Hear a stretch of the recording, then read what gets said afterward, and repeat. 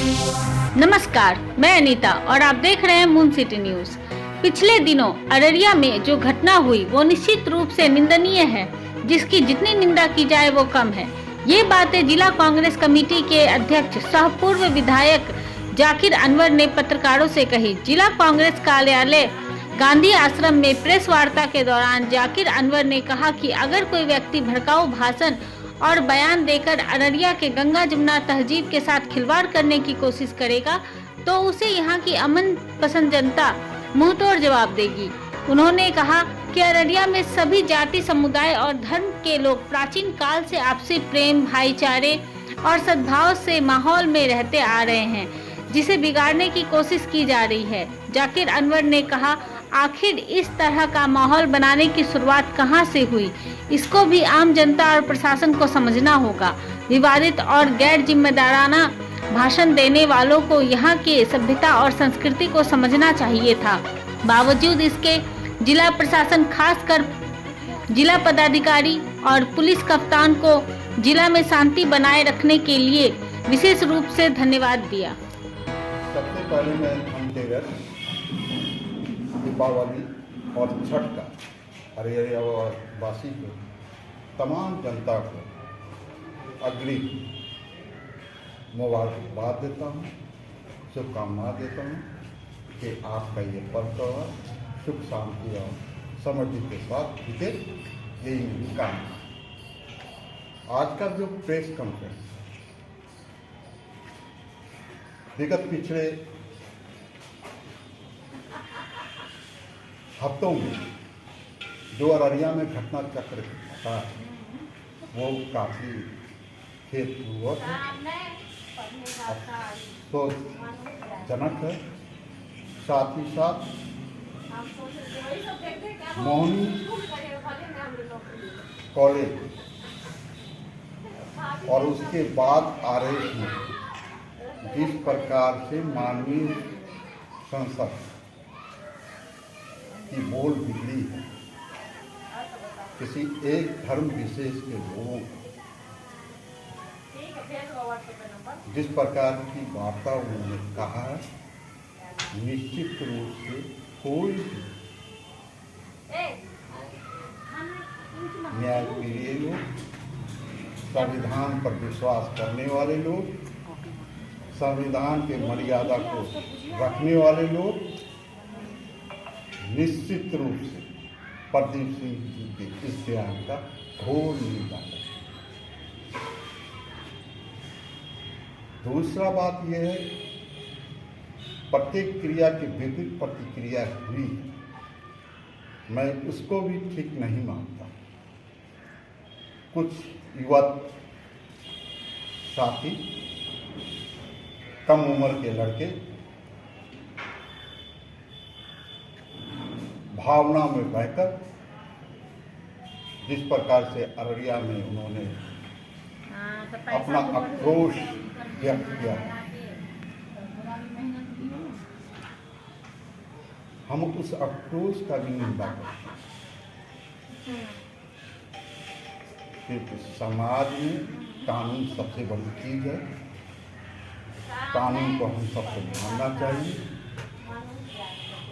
संविधान को मानना चाहिए। प्रदीप जी ने, हमारे जो सांसद हैं अररिया के, इस संविधान को रौंदने का काम किया है।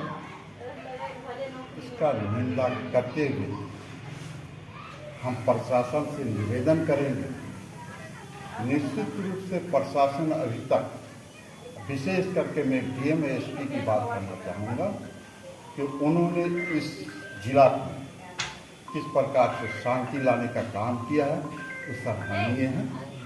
लेकिन मैं एक दो बिंदु पर इनका भी ध्यान खींचना चाहूँगा कि कई लोगों पर लगभग बाजार में कई तरह का अफवाह है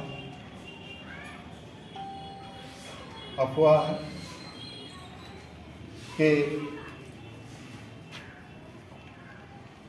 500 लोगों पे एफआईआर हो गया है और एक पक्षीय हुआ, किसी एक समाज के लोगों को टारगेट किया जा रहा है। तो मैं डीएम साहब और इस जिला के कप्तान एसपी साहब से निवेदन करूंगा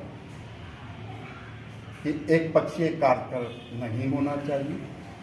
तो पैसा जो बढ़ेली सब करके आपका पहल निश्चित रूप से सराहनीय है, लेकिन दहशत का माहौल भी नहीं होना चाहिए।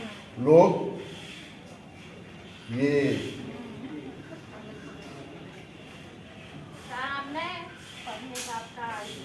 फिलिस्तीन और नाके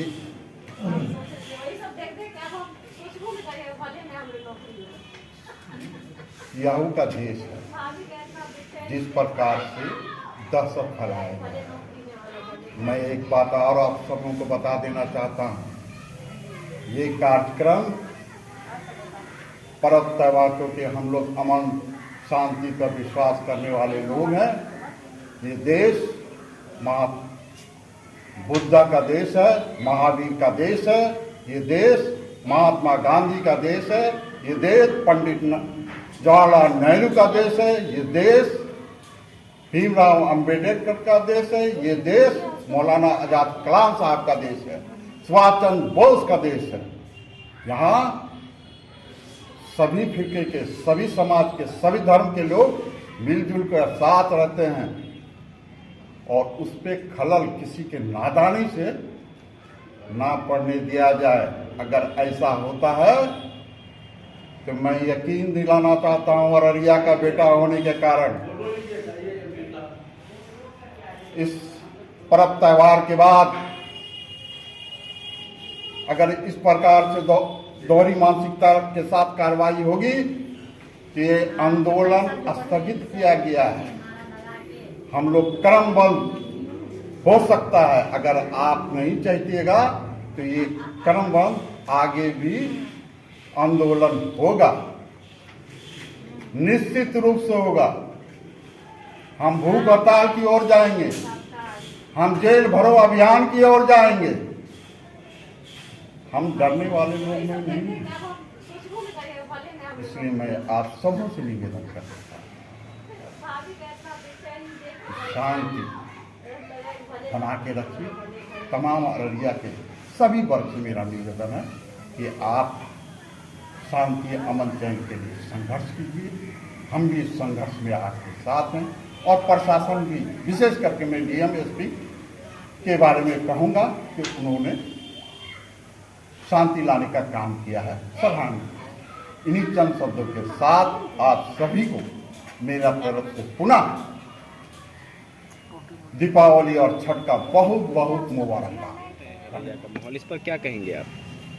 ये जो एमपी का जो बयान आया, ये तो बहुत बड़ा दुर्भाग्यपूर्ण बयान आया, क्योंकि इस समाज में ये रेणु की धरती है, सरजुग मिश्रा की धरती है, बीपी मंडल की धरती है और यहाँ अररिया जिला के साथ साथ सीमांचल के में जो शांति और जो हिंदू मुस्लिम सिख ईसाई हम लोग सभी लोग एक तरह से मिलकर काम करते हैं, चलते हैं।